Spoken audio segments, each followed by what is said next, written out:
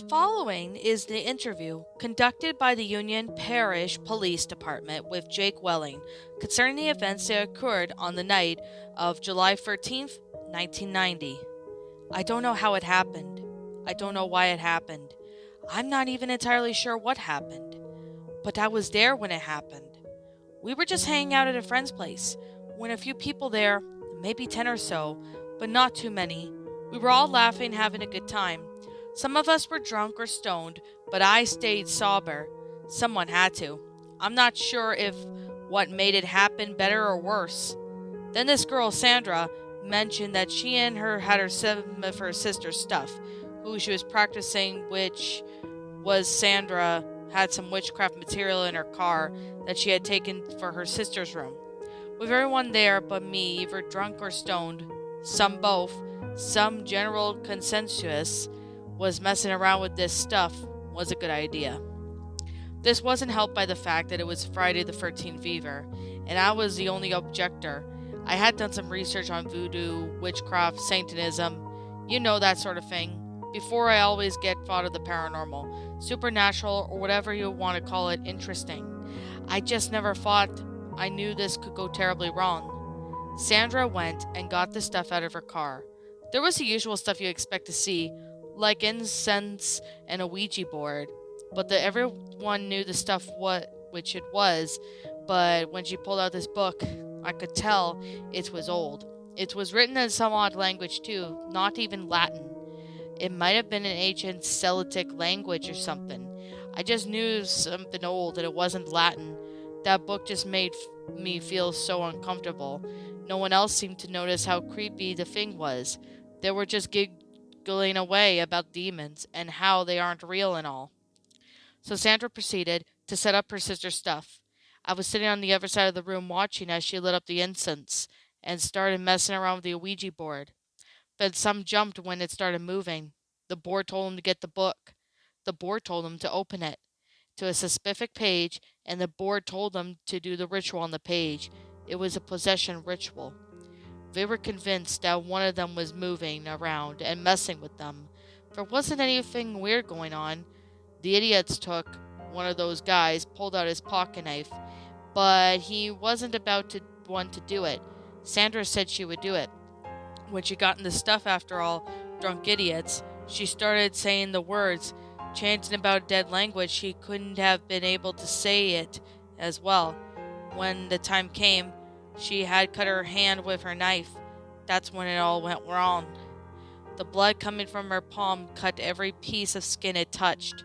She panicked. Bad. I think there was something happened on her veins. She flailed her arm. Blood splattered everywhere else. It got them too. The alcohol must have thinned out some of her blood so they all bled to death. Their bodies were covered in scars, and the scars were some made out of they made pictures. Lane went back to shock at this point, and it was decided not to question him again.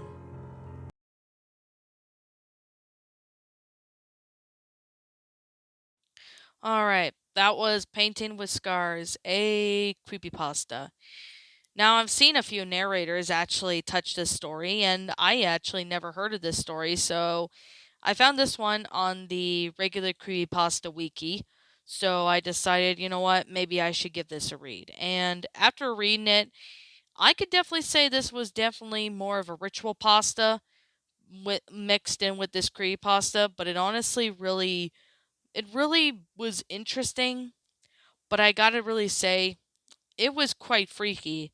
I mean, I didn't get scared or anything. I just have to say, it was pretty freaky that most of this witchcraft mumbo jumbo shit was going on, and none of these people in the story even knew about what was going on, but at the same time, they kind of took it in with what they know about, but then they didn't expect this crazy shit to happen. Now, in my honest opinion, I thought this was a pretty good creepypasta. I honestly really do find this to be enjoyable. I mean, it was freaky at parts, but I still thought it was a good story. So, anyways, with that being said, and that being the case, I personally thought this was a pretty nice story. It's a great concept. The grammar's good. It's a pretty awesome story. I know it's like a short one, but it definitely was a pretty interesting one. I mean, the fact that it happened on Friday the 13th in, the date that, the protagonist claims it was in. I mean, take it with, I'm going to be brutally honest with this. I mean, on Friday the 13th, you never know what's going to happen to anybody. You never know what's going to happen because, it's just something because you never know what could happen on Friday the 13th.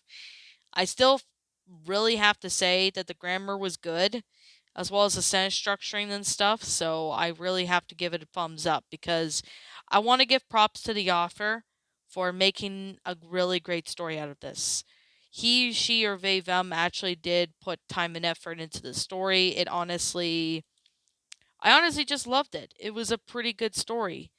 I mean, the witchcraft thing, I mean, that is quite freaky, somebody being into witchcraft. I mean, I've seen other pastas that manage to do that, but this one manages to kind of unnerve me because of the fact that, all this stuff is just happening and nobody even expected this, shit to hit the fan. But it did eventually once more crazy shit started. So, I personally really thought this was a good story, and I will leave a link of this story in the description down below for any of you guys who want to take a look at the story. You are more than welcome to take a look at the story if you haven't, and if you want to read it for your channel, feel free to do so as well. Now, to the author of the story, I can't seem to find out who the author of the story is, so I'm going to leave it as anonymous for now. If the author manages to come forth and say he, she, or they, them wrote the story, I'll be sure to give the author proper credit. If they were able to see this video and they let me know that they're the author of the story, I'll be sure to give them proper credit. So, yeah, I don't know if the author of the story will come across this video, but they might. It's hard to say. So I guess with that being said and that being the case, I personally enjoy this story and I give props to the author for making a great story. So I guess with that being said and that being the case, I'm just going to say right now this is just my own personal opinion. And if you disagree with me, that's fine too. We're all entitled to our own opinions in regards to these stories. This is just my own personal thoughts. I give this story a 10 out of 10. It's a really good one, inspire pretty much, on witchcraft.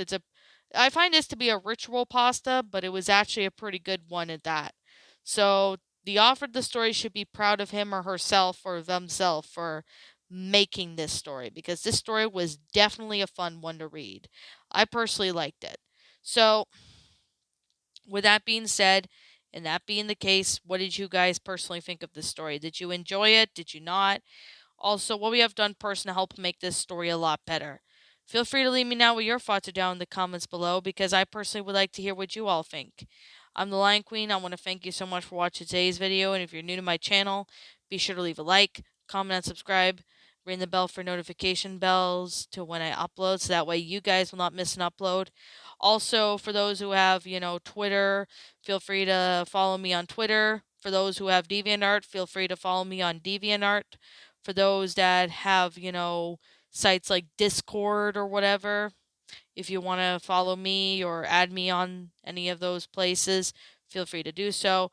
Also, for those who are not subscribed to Miss Dark Shigo, I highly recommend you sub to that account because that account is my backup channel in case if anything were to happen to this one. I highly doubt anything's going to happen to this one, but I have a backup channel just for that, in case for that reason. Because you never know what can happen in a couple years or so from now. So, yeah. Be sure to go subscribe to my backup channel, which is Miss Dark Shigo, if you haven't. And as always, I'll be seeing you all in the next video. Peace out. And like always, please roll the outro because I'm out.